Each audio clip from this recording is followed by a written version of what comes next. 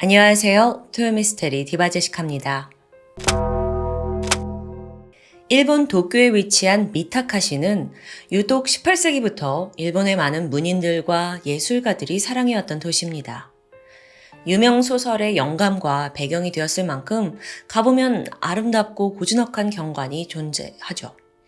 더불어 지브리 아시죠? 이 지브리의 작품을 전시하는 박물관이 여기 있어요. 그래서 관광객들로 연신북적이고요. 이 미타카시에 살고 있던 18살의 고등학생 스즈키 사아야. 그녀 또한 예술적 재능을 가진 아이였습니다. 애초부터 집안 대대로 예술의 DNA가 흐르고 있었는데 증조 할아버지가 일본의 유명한 현대미술가 다카마스 지로였고요. 부모님과 다른 친척들도 미술, 문학, 연출까지 다방면에서 활동하고 있었죠. 말 그대로 예술인 집안인 거예요. 사아야 또한 이 가문의 피를 물려받아서인지 피아노와 미술에서 두각을 나타냅니다. 보통 이러면 성적은 별로겠구나 생각할 수도 있는데 얘는 공부도 잘했어요. 초등학교 때부터 최상위권을 유지했는데 심지어 부럽게도 외모까지 뛰어납니다. 지금 사진 보시는 것처럼 좀 남다르죠? 어디서나 돋보이는 편이었는데 그래서 12살 때쯤 아예 연예기획사에 스카우트돼요. 이 기회를 발판 삼아서 몇몇의 영화와 드라마에 아역배우로 출연하게 되죠. 데뷔는 성공적이었고 아직 18살인 그녀는 점점 연예인으로서 입지를 다져가고 있었습니다. 그러던 2011년 고등학교 1학년이 된 사아야는 당시 한참 이 청소년들 사이에서 유행하던 페이스북을 드디어 시작합니다. 얼마나 재밌어요. 친구들 팔로잉하고 예쁜 사진도 올리고 메시지 주고받고 여기에 한참 빠져들었죠. 그러던 어느 날 한 낯선 남성에게서 메시지 한 통이 도착합니다. 그는 21살의 이케나가 찰스 토마스. 찰스 토마스? 이게 일본에서는 좀처럼 보기 드문 성씨잖아요. 그래서 사아야도 단번에 호기심이 들었죠. 왜 찰스 토마스지? 이때 이케나가는 자신을 네덜란드계 흑인 혼혈이다 라고 소개합니다. 사진을 보니까 이국적인 외모에 훤칠한 그런 좀 오빠 타입인 거예요. 현재 교토에 있는 한 대학에 재학 중이라고 하는데요. 아무래도 대학생이니까 야, 너 고등학생이지? 공부할 때 영어나 이런 거 필요하면 내가 도와줄 수 있어? 이렇게 약간 자랑을 하는 듯 했죠. 그렇게 호기심에 시작된 대화가 계속 이어집니다. 어느덧 두 사람은 매일같이 연락을 주고 받았는데 그러다가 야, 우리 실제로 한번 만날까? 곧 있을 크리스마스를 맞이해서 도쿄에서 데이트를 약속합니다. 설레임을 안고 나간 첫 데이트는 생각보다 즐거웠어요. 도쿄 시내를 함께 돌아다니면서 구경하고 맛있는 음식도 먹고 두 사람 사이에 대화와 웃음이 끊이지 않았죠. 그날 이후 연인 사이로 발전합니다. 이케나가는요, 사아야에게 푹 빠져 있었어요. 교토에 살고 있었는데 본인은 여자친구를 만나기 위해 매달 고속열차를 타고 2시간 이상을 달려서 도쿄를 방문하곤 했죠. 더 나아가서 연휴에는 아예 사아야의 부모님을 찾아뵙고 인사를 드리는데요. 사아야가 아직 미성년자라서 그랬는지 좀 건전하게 만나겠다 신뢰를 얻으려 한 겁니다. 정말 지극정성이었어요. 그렇게 둘은 누가 봐도 진지한 관계로 발전하는 듯 했죠. 그러던 어느 날 이케나가가 뒤늦게 사실 자기가 거짓말을 한 게 있다면서 무겁게 입을 뗍니다. 알고 보니 그는 네덜란드계 흑인 혼혈이 아니었고 필리핀 혼혈이라는 점이었죠. 근데 자신의 혈통을 왜 굳이 숨긴 걸까요? 알고 보니 여기에는 좀 가슴 아픈 사연이 있었는데요. 이케나가의 엄마가 필리핀 사람이었어요. 일본에 와서 남편을 만났고 아이를 갖게 되죠. 근데 배가 불러서 거의 출산을 할 때쯤 갑자기 친정 마닐라로 돌아가더니 거기에서 아들을 출산한 거예요. 여기에도 잔인한 이유가 있어요. 이게 애초부터 원치 않았던 아이였었는지는 모르겠지만 그렇게 마닐라에 가서 아이를 낳고 그냥 떼버리고 싶었던 겁니다. 그래서 출산 후에 아이를 친정에 홀로 맡겨둔 채 그냥 혼자 일본으로 돌아가 버려요. 이후 아이는 할머니 손에서 2년간 자라게 되고요. 할머니는 자기 딸한테 수시로 연락을 해서 야, 나도 힘들다. 이제 이 아이 네가 데려가서 키워야 된다. 계속 설득했습니다. 그렇게 결국 2살이 된 이케나가는 드디어 2년 만에 부모님이 있는 일본으로 돌아오게 됐죠. 하지만 그의 성장 과정은 결코 순탄치 않았습니다. 이케나가의 엄마가 클럽에서 일을 했는데 집에 잘 들어오질 않았어요. 아버지는 자식의 존재 자체를 혐오했고요. 거기에 더해 이 부모들이 하루가 멀다 하고 싸우는데요. 주로 돈 문제와 여자 문제였죠. 고성과 폭력이 오갔습니다. 결국 이케나가가 4살이 되던 해에 부모님은 이혼하게 돼요. 이후 어머니는 곧장 남성 A와 동거를 시작하는데 이 A라는 사람이 친부보다 나은 점이 없습니다. 거의 백수로 빌붙어 살면서 친아빠보다 더 심하게 이케나가를 폭행하는 거예요. 그 A라는 사람과 함께 산 6년 동안 받은 학대의 수준은 심각했습니다. 너는 더러운 필리핀 놈이야. 이런 모욕도 서슴지 않았습니다. 시간이 지나 그가 10살이 되던 해 엄마는 드디어 A와 헤어지게 되는데 그리고 나서 또 야쿠자 B를 만납니다. 이번에도 달라지는 게 없었어요. 아니, 학대는 오히려 더 심했죠. 심지어 그는 이케나가에게 엄마와 성관계 갖는 영상을 막 보게 해요. 아니, 말이 돼 이게? 말을 듣지 않으면 바로 손이 올라갔고요. 동시에 그의 어머니에게도 수시로 폭행을 가했습니다. 한 번은 와인병으로 엄마 안면을 쳐가지고 얼굴이 퉁퉁 붓게 돼요. 그래서 이걸 본 이케나가가 엄마한테 제발 저 아저씨랑 헤어져 달라라고 애원했습니다. 하지만 엄마는 잠시 그의 폭행을 피해서 도망쳤다가도 다시 집으로 돌아와요. 이 과정이 3년간 무수히 반복되었죠. 이렇게 불안정한 가정 환경과 또 수십 년에 걸친 폭력으로 이케나가의 삶은 힘없이 망가져갔습니다. 고등학교 졸업하고 원래는 공무원이 되길 바랬거든요. 근데 이게 뭐 쉬웠겠어요. 결국 트럭 운전 알바를 하면서 근근히 살아가요. 그 와중에 그는 자신의 출신과 또 부족한 학벌에 심각한 열등감을 느꼈습니다. 근데 이게 페이스북에 들어가면 좀 달라요. 자기를 흑인 혼혈이라고 소개하면 약간 일본 사람들은 더 흥미를 보이기도 하거든요. 또 거기에 좋은 대학을 다닌다라고 써놓으면 매력적이고 똑똑한 이미지까지 얻으면서 여자들의 관심을 받을 수 있었죠. 이케나가가 왜 인생 전반에 이런 거짓말을 했는지 이걸 다 쭉 사야에게 털어놓고 납니다. 그랬더니 여자친구가 진심으로 연민을 느끼게 돼요. 그리고 따뜻하게 말했죠. 가족이 사랑해주지 않은 만큼 내가 더 사랑해줄게. 어쩌면 결핍만 가득했던 삶이잖아요. 그런 이케나가에게 사야는 유일한 자랑거리였습니다. 생각해보세요. 얼굴 예쁘지, 집안도 부유하지, 막 방송활동하지, 머리 좋지, 게다 착하지. 그녀가 자신의 여자친구라는 사실에 상당한 자부심을 느꼈어요. 그렇게 바닥난 자존감을 여자친구를 통해서 채우게 된 거죠. 근데 그만큼 이 관계를 지속하고 또 반드시 결혼까지 하고 싶었겠죠. 하지만 안타깝게도 이들 관계는 오래 가지 못합니다. 사귄 지 약 10개월 만인 2012년 9월 돌연 사야가 미국행 유학을 결심하면서 그에게 이별을 통보한 겁니다. 유학을 가긴 했지만 약간 핑계가 아니었나 싶기도 해요. 이케나가에게 좀 마음이 식은 것 같은데요. 이것에 이케나가는 너무도 큰 충격을 받죠. 세상을 잃는 듯 했습니다. 자기 인생의 유일한 자랑거리인데 절대 그녀를 놓칠 수 없다는 생각뿐이었고 결국 모아둔 전 재산을 털어서 비행기표를 사서 미국에 있는 친척 집에 3개월간 머무르게 돼요.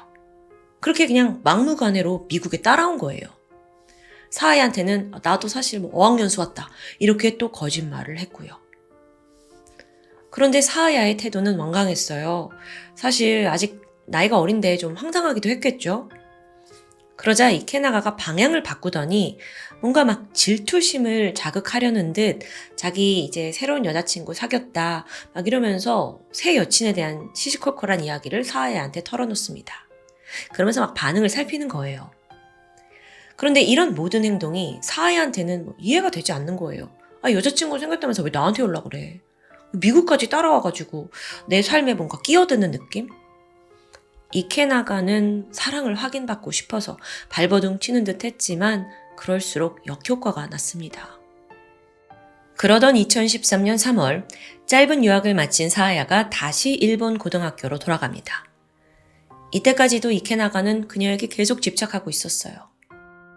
사야는 이제는 정말 좀 끝을 내야겠다 라는 생각에 급기야 최후 통첩을 하게 되죠. 나 새로 만나는 사람 있어. 정말 확실히 끝내고 싶었던 거예요. 사실 생각해보면 18살, 21살들의 연애니까 충분히 한쪽의 마음이 변할 수 있죠.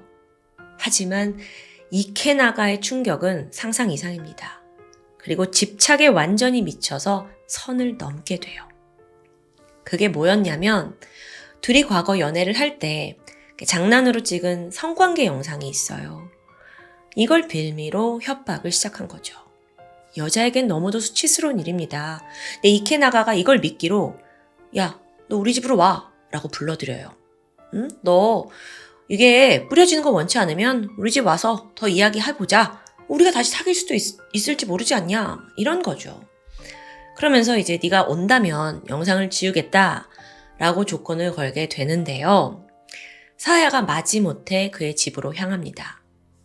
여기서 잠깐 일화가 있는데 아니 지금 성관계 영상으로 협박하는 남자친구를 만나러 가는 그 와중이잖아요. 근데 그래도 빈손으로 갈 수 없다는 생각에 백화점에 가서 고급 쿠키 세트를 구매해서 갔대요. 아, 너무 좀 착한 아이죠. 순진한 아이고. 그렇게 해서 만난 이케나가인데 그가 돌발 행동을 했습니다. 핸드폰을 보면서 자 봐봐 내가 이 영상 다 지운다. 이러다가 가깝게 다가오는 듯 하더니 사야가 한눈을 판 사이에 갑자기 팔을 비틀어서 수갑을 탁 채우는 거예요. 세상에나 어린 사야는 너무 놀랬죠. 지금 수갑이라니. 근데 이케나가가 그대로 그녀를 들쳐매고 침실로 갔고 이어 강간을 하게 됩니다. 사야에겐 너무나 충격적인 사건이었어요. 울면서 그 집을 뛰쳐나온 후에 부모님에게 모든 걸 말하고 도움을 구했죠. 이들이 이케나가한테 전화해서 너 2번 다시 내 딸한테 접근하기만 해봐. 엄포를 놓았고요. 경찰에도 신고를 했습니다. 또 혹시 모를 상황에 대비해서 이후에는 사야가 등하교할 때마다 매번 동행했어요. 근데 이게 사실 청소년 성범죄인 거잖아요. 근데 당시에 이케나가가 이 사건으로 제대로 처벌을 받은 기록은 제가 찾지 못했습니다. 어쨌든 한동안 이케나가는 더 이상 그 사야의 곁을 멈돌 수 없었어요. 그리고 부모도 조금만 더 버티면 결국 그도 딸을 잊게 될 거라고 여겼죠. 한편 사야를 보지 못하는 그 사이에 이케나가는 점점 미쳐가고 있었습니다. 방에 틀어박혀서 매일 사야의 SNS를 염탐하는 거예요. 어느새 몸무게가 10kg이나 빠졌고요. 얼굴이 막 해골같이 되고 동시에 이제 피부 아토피가 있었는데 이게 심해져서 긁으니까 피딱지가 덕지덕지 내려앉습니다. 면역이 떨어지니까 더 심해진 것 같아요. 그러던 어느 날 문득 거울을 봤는데 자기가 완전히 이제 망가져 있는 거죠. 그 모습에 놀란 이케나가가 갑자기 모든 책임을 사야에게 돌립니다. 사야 이 나쁜 다 너 때문이야. 이렇게 생각을 한 거예요.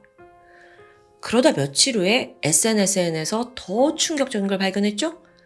사야가 어떤 남성과 찍은 사진을 올린 겁니다. 거의 이건 이케나가의 분노에 기름을 부은 꼴이었어요.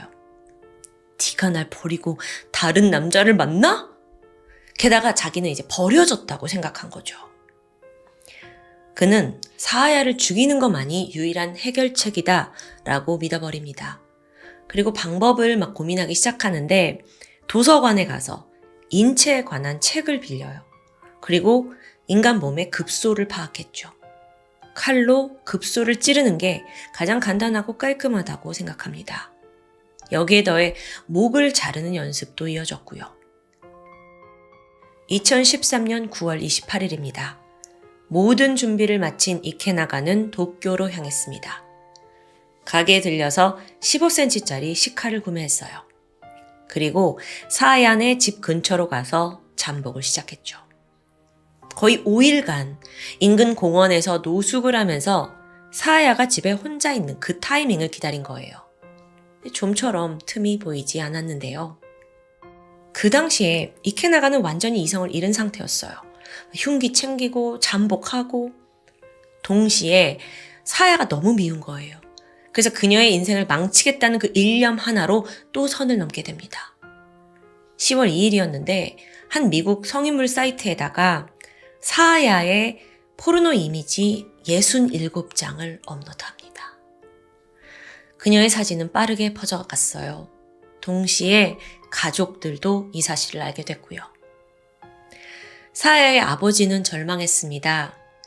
일본에서 아역배우까지 했던 이 창창한 딸의 미래가 이렇게 와르르 무너지는 듯 했죠.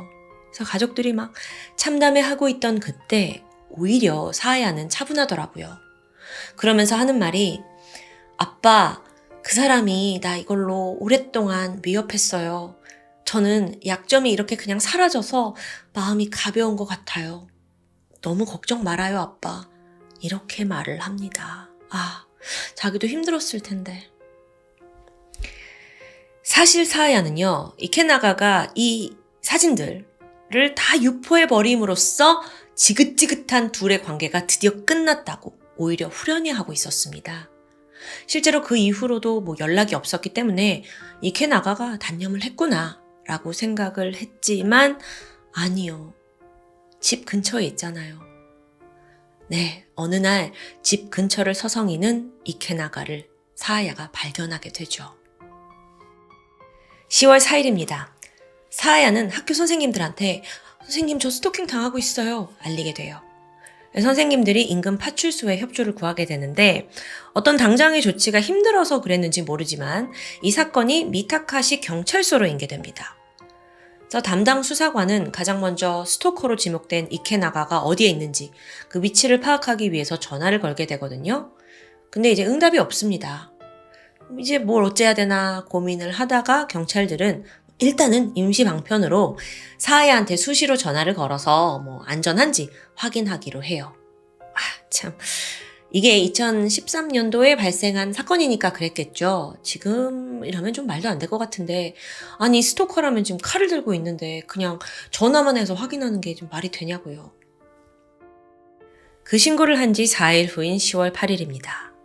그날따라 이상하게 집 근처에 이케나가의 모습이 보이지 않았습니다. 사아야가 학교를 등교할 때도 한 번도 나타나지 않았어요. 그녀는 순간 안심했죠. 이제 정말 돌아갔구나. 포기했구나. 아니요, 그렇지 않았습니다. 사실 이케나가는 지금 거의 9일간 주변을 맴돌고 있었는데 그러다가 사아야네 집 2층 창문이 잠겨있지 않다는 걸 발견해요. 그리고 가족들이 집을 비운 틈을 타서 그 창문으로 올라가 안으로 침입했죠. 그는 곧장 1층에 있는 사아야의 방으로 갔고 옷장에 숨었습니다. 그리고 섬뜩한 기다림이 시작되죠. 사아야는 평소 한 저녁 5시쯤 집에 돌아왔거든요. 근데 그날은 또 보통 부모님이 집에 데려다 주긴 하는데 일이 있으셔서 밤 늦게까지 사아야가 혼자 집을 지켜야 했습니다. 오후 4시 50분 사아야가 현관문을 열고 들어오자마자 전화를 걸어요. 네, 수사관님, 저 집에 잘 왔어요. 경찰서에다 연락을 한 거예요. 그리고 옷을 갈아입기 위해서 방에 들어갔고 옷장 문을 연 순간 안에서 이케나가가 칼을 들고 등장합니다. 그 칼날이 사아야의 팔을 스쳤어요. 너무 무섭잖아요. 그래서 사아야가 막 공포에 질려서 무작정 집 밖에 있는 골목으로 막 도망쳤죠. 하지만 성인 남성인 이케나가가 빠르게 뒤쫓아왔고요. 결국 그 매서운 칼로 사아야의 복부를 11번이나 찌르고 맙니다. 피가 터져 나오는데 여기서 또 이케나가가 이해하기 힘든 행동을 보여요. 지금 막 피를 흘리면서 고통 속에 죽어가는 사야에게서 한 발자국 떨어지더니 핸드폰을 들고 촬영을 합니다. 죽어가는 그 모습을 오롯이 혼자 간직하고 싶었던 거예요. 곧이어 이케나가는 현장을 빠져나갔지만 다행히 1시간 뒤 경찰에 검거되었습니다. 정말 질기고 질긴 스토킹이 이렇게 비극적인 죽음으로 막을 내렸죠. 2014년 8월 재판장에선 이케나가는 끝까지 반성하는 모습을 보이지 않았습니다. 심지어 최종 진술에서 유족들에게 사과를 하기는커녕 말도 안 되는 발언을 늘어놓았죠. 뭐라고 했냐면 제가 그녀를 너무 사랑했기 때문에 그녀가 당시 얼마나 고통스럽고 두려운지 저는 꼭 핸드폰으로 찍어서 보고 싶었을 뿐입니다. 그 고통을 저도 직접 느끼고 싶었다고요. 왜? 사랑하니까. 이게 뭔 말도 안 되는 소리입니까? 재판부는 그의 범죄가 강한 집착에서 비롯된 살인이라고 판단을 했어요. 특히나 연인끼리 찍은 영상, 이미지를 성인 사이트에 올렸다? 대단히 비열하다고 지적했죠. 이케나가에게는 결국 징역 22년형이 선고됩니다. 그나마 일본에서는 이 사건 이후에 리벤지 포르노, 그러니까 복수성으로 영상을 올리는 것, 여기에 대한 위험성이 큰 문제로 대두가 되었고요. 사건 발생 1년 후인 2014년 11월에는 리벤지 포르노 방지법이 제정됩니다. 하지만 딸을 잃은 유족의 고통은 그걸로 쉽게 치유될 수는 없었습니다. 사실 이 사건이 알려지고 좀 예상치 못한 현상이 있었어요. 유작, 그러니까 누군가가 죽고 나서 남은 작품이다. 이런 타이틀로 사야의 영상과 사진이 더 빠르게 퍼지기 시작한 겁니다. 심지어 그 불법 사이트는 해외에 기반을 두고 있잖아요. 그래서 일본에서 그 업체를 단속하기에도 현실적으로 어려웠죠. 업체들은 죽은 피해자의 아픔을 가지고 그냥 돈벌이 수단으로 이용한 거예요. 범인 이케나가의 범행도 정말 너무 잔혹하지만 돈에 눈이 먼 그 업체들도 쉽게 용서받을 수 없다고 생각합니다. 그리고 우리도 이렇게 법적인 보호가 힘든 현실에서 스스로를 지키기 위해 아무리 연인 사이여도 성적인 촬영에 대한 경각심을 반드시 가질 필요가 있다고 느껴졌습니다. 여러분은 오늘 사건 어떻게 보셨나요? 지금까지 토요미스테리 디바제시카였습니다.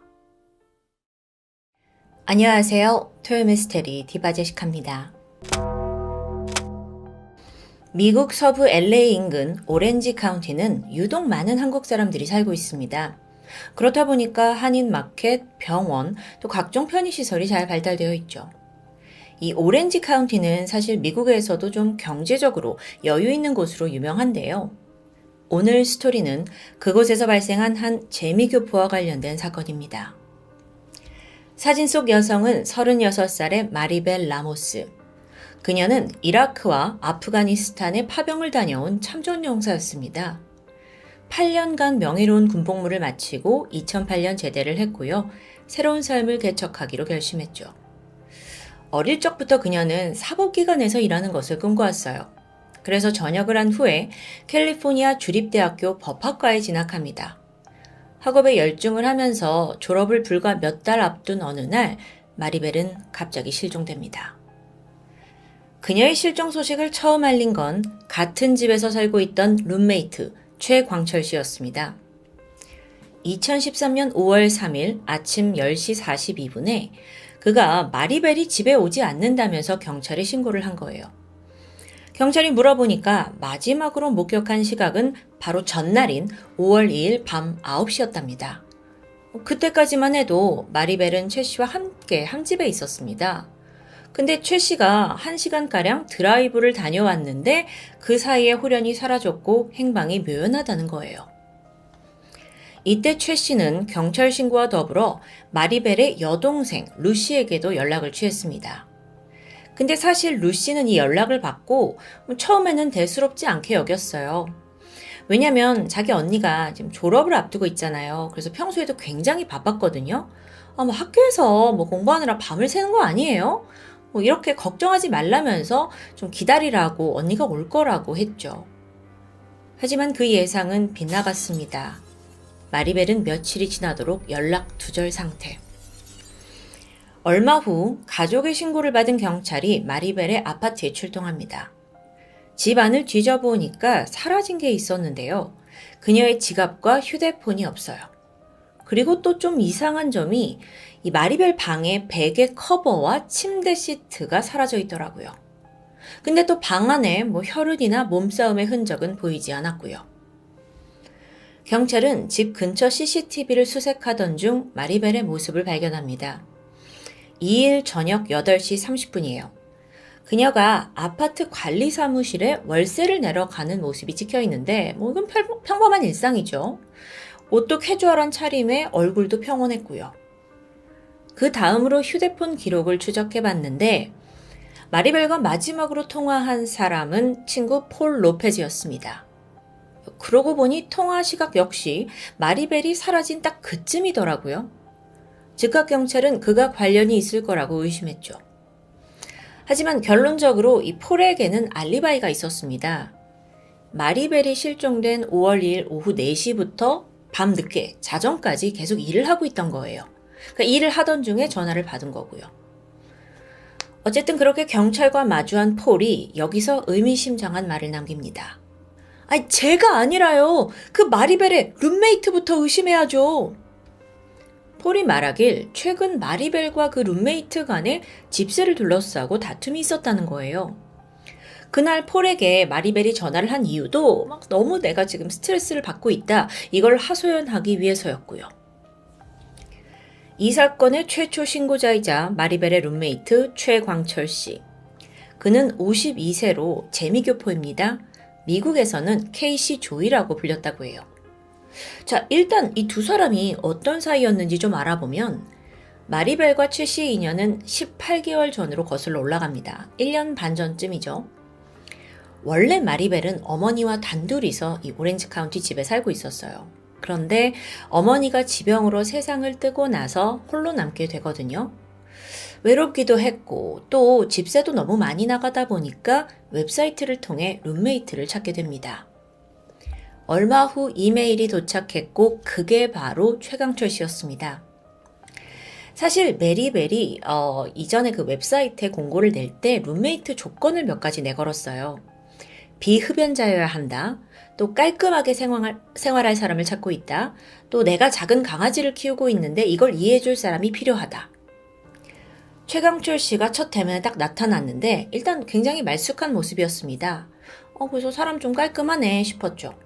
그러면서 뭐라고 하냐면 나는 사실 테네시에서 온 그 테네시 출신인데 현재 오렌지 카운티에서 직장을 찾고 있는 중이다.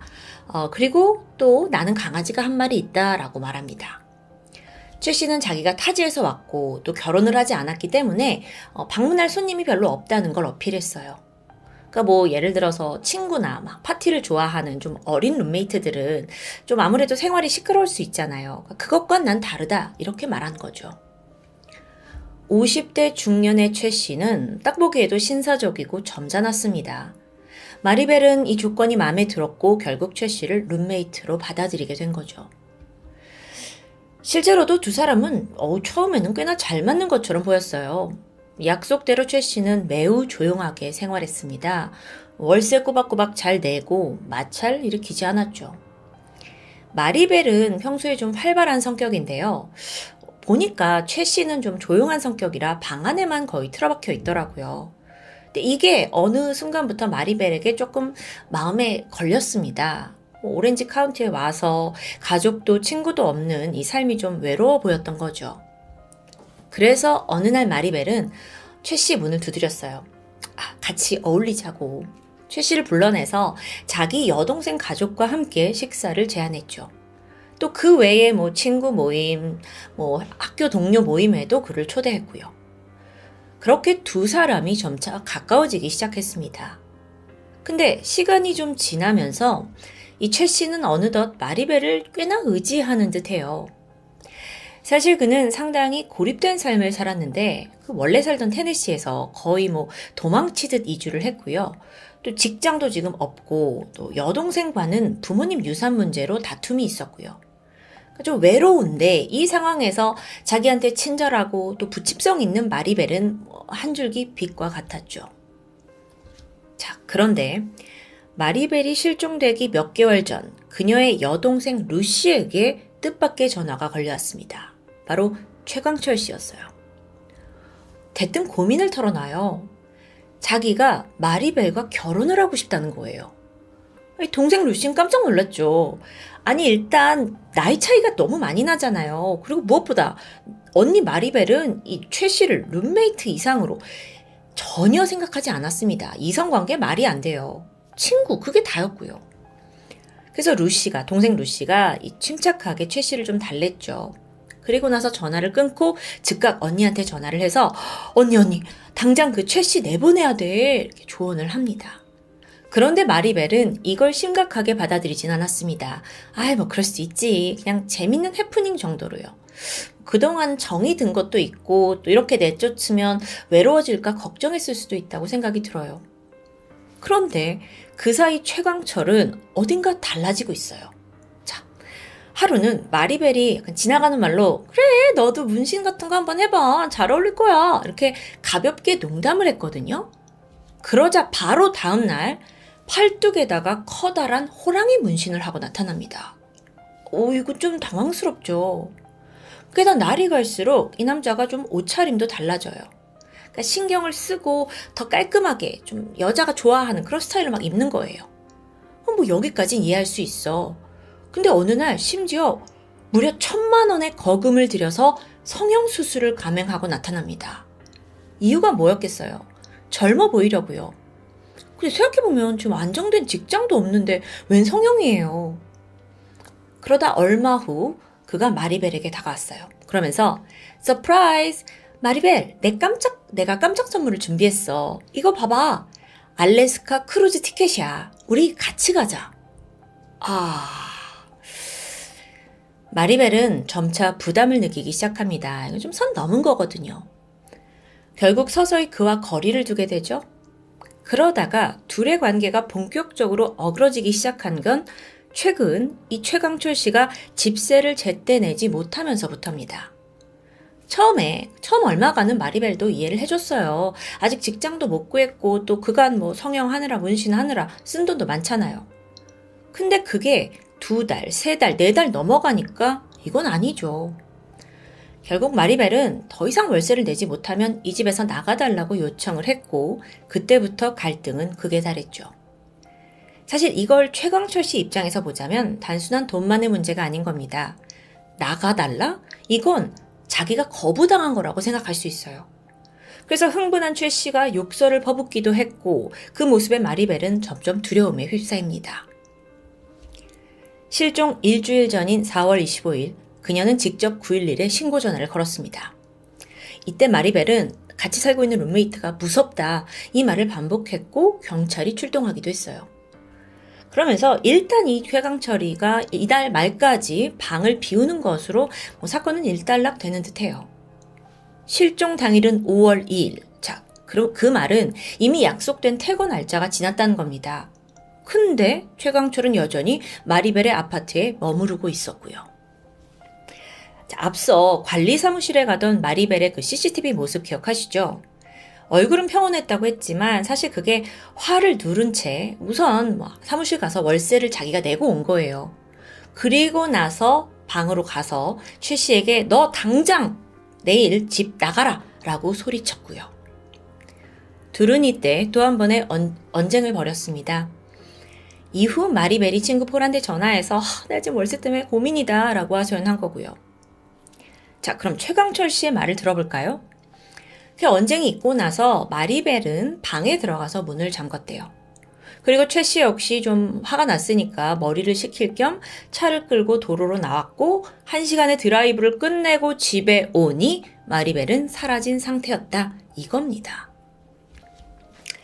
경찰들은 즉각 최 씨를 유력 용의자로 의심했습니다. 근데 이게 정황일 뿐 확실한 증거가 없어요. 신문을 했죠. 하지만 말도 안 된다면서 최 씨는 결백을 주장하고요. 그런데 이때 최 씨가 이제 경찰이 신문을 하고 조사를 하는 과정에 영어를 잘 못 알아듣는 듯, 에? What? What? 이렇게 막 표현을 하고 또 중간중간 좀 어색한 미국 억양을 사용합니다. 마치 이 억양은 미국에 온 지 얼마 안 된 사람 같은 느낌이었어요. 근데 이상하죠?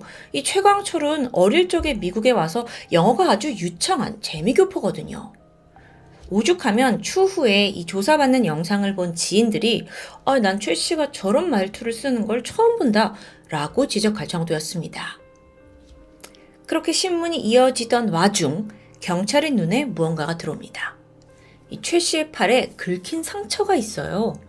그래서 그건 왜 그런 거냐 라고 물었더니 자기가 평소 공원에 자주 가는데 거기에 가시덤불이 있었는데 거길 넘다가 긁힌 거다라고 설명을 했죠. 이 답변을 할 때도 최 씨는 조금의 망설임도 없었습니다. 당당한 자세예요. 그리고 나서 최강철은 언론과의 인터뷰에도 아주 적극적으로 나섰습니다. 뭐라고 하냐면 나는 마리벨을 사랑했고 지금 사라진 그녀가 집에 빨리 돌아오기만을 간절히 기다린다는 거예요. SNS에서도 마리벨을 추억하는 글을 남기기도 했죠. 그런데 그가 남긴 글엔 좀 특이한 점이 있습니다. 마리벨, 그녀는 좋은 사람이었다. 우리는 그동안 즐거운 시간을 보냈다. 이게 다 과거형이에요. 그래서 이걸 본 지인조차 아니 왜 마리벨을 지금 없어진 사람처럼 없는 사람처럼 묘사를 하는 거냐라고 불편함을 비치기도 했는데요. 자, 어느덧 마리벨이 실종된 지 열흘이 넘게 흘렀습니다. 경찰 수사는 막다른 길에 다다랐어요. 어떻게든 증거를 찾기 위해 애를 썼고 또 한편으로 최 씨를 24시간 감시하기도 했죠. 당시 그는 이미 경찰에 휴대폰과 컴퓨터를 압류당한 상태였거든요. 그러다 보니까 인터넷을 사용하려면 어딘가로 가야 할 거예요. 그래서 지역 도서관에 인터넷을 쓰려고 가는 모습이 포착됩니다. 거기 가면 누구나 노트북을 빌려서 사용할 수 있으니까요. 그런데 여기서 최 씨의 행동이 좀 독특했습니다. 도서관에 가서 여러 좌석들을 꼼꼼히 살펴봐요. 그러다가 다른 사람들이 이 자기 모니터를 볼 수 없는 가장 구석진 자리를 잡고 앉더라고요. 자, 그리고 노트북을 다 사용하죠. 그리고 나서 무엇보다 자기가 검색한 기록을 깨끗하게 다 삭제하고 떠납니다. 이거 너무 의심스럽죠. 경찰 또한 그 노트북에 뭔가 단서가 있을 거라고 직감했습니다. 그래서 어떻게 하냐면 특정 노트북의 화면을 실시간으로 외부에서 공유할 수 있도록 미리 세팅을 다 해둡니다. 5월 16일 최 씨가 다시 도서관을 찾아왔거든요. 이때 도서관 직원이 이 노트북을 쓰십시오 하고 경찰이 그 미리 준비해둔 노트북을 사용하도록 유도하는 데 성공했죠. 잠시 후 최 씨가 지금 사용하고 있는 그 노트북의 화면이 그대로 경찰에게 전송되기 시작했습니다.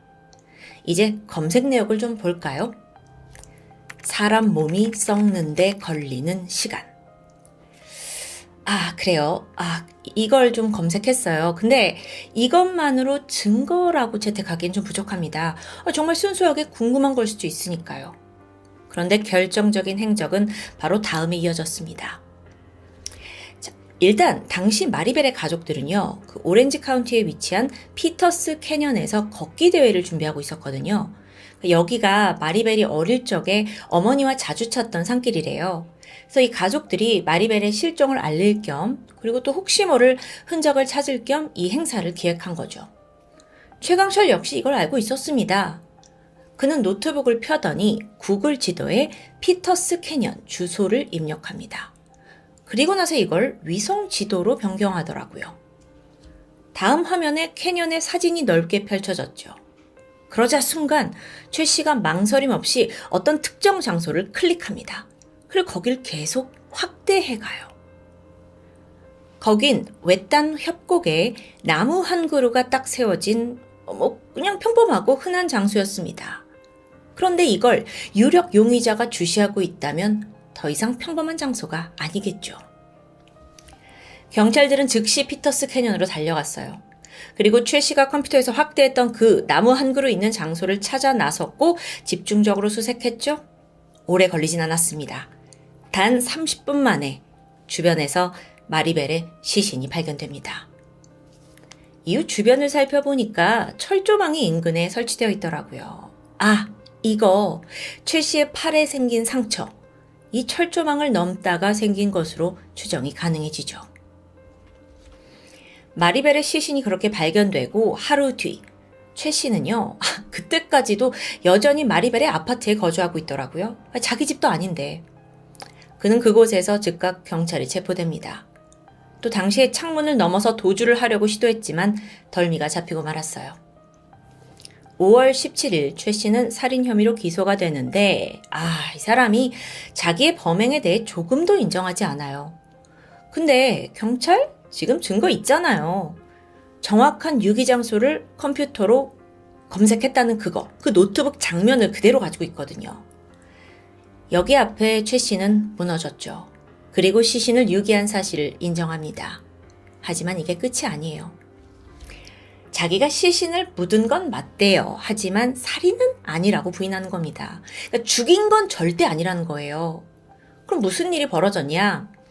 사건 당일 마리벨이 화가 났는지 술을 마시고 충동적으로 스스로 목숨을 끊었는데 룸메이트인 최 씨가 이걸 발견해서 너무 당황한 나머지 자기가 그 시신을 그곳에 유기했다라는 게 주장입니다. 과연 그럴까요? 안타깝게도 마리벨의 시신은 너무 더운 날씨에 부패가 상당히 진행되어 있었어요. 정확한 사인은 알 수가 없었죠. 한편 마리벨은 아주 오랜 시간 군복무를 했던 사람입니다.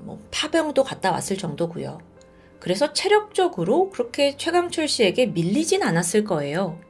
그렇기 때문에 경찰은 마리벨이 자고 있는 틈을 타서 최 씨가 기습 공격을 한 게 아닌가라고 추정합니다. 현장에 혈흔도 없었잖아요. 그걸 토대로 베개를 가지고 그녀를 질식사시켰을 가능성이 높다고 판단했죠. 자, 이렇게 최 씨가 마리벨을 죽인 거다라고 확신하는 검찰 측과 아니다, 마리벨이 극단적 선택을 한 거다라고 주장하는 변호사 측이 팽팽히 맞서게 됩니다. 치열한 공방이 이어졌고요. 결국 재판부는 검사 측의 손을 들어줬죠. 최 씨가 마리벨을 살해한 걸 인정한 겁니다. 마침내 그는 유죄 판결을 받았고 15년 후에 가석방이 가능한 무기징역형을 선고받고 수감됩니다. 하지만 그는 교도소에 수감된 지금 이 순간에도 여전히 무죄를 주장하고 있습니다. 나는 내가 하지 않은 일에 대해 사과할 수 없다. 이런 강경한 태도를 고수 중이에요. 참고로 지난 2022년 그의 가석방 심사가 열렸지만 실패한 것으로 전해집니다. 범죄 전문가들은요, 최광철이 마리벨에게 극도로 집착했을 거라고 확신합니다. 그에 대한 근거도 있죠. 성형수술이며 문신이며. 그런 그녀와 헤어져야 할 위기에 처했다? 결국 그 분노가 끝내 살인으로 이어진 거 아니냐라고 분석하고 있는데요. 참고로 마리벨은 미군이었을 시절 한국으로 파병을 온 적이 있었습니다. 어쩌면 그때 이 한국 사람, 한국인에 대해 좋은 인상을 갖게 되지 않았을까요? 그래서 한국 배경을 가진 최 씨가 딱 왔을 때 룸메이트로서 괜찮을 거다라고 받아들인 건 아닐까라는 생각이 듭니다. 그런 그녀의 기대를 살인이라는 무참한 범죄로 되갚은 최강철을 보면서 다시 한번 느낍니다. 사람의 마음이 가장 무섭다는 걸요. 지금까지 토요미스테리 디바제시카였습니다.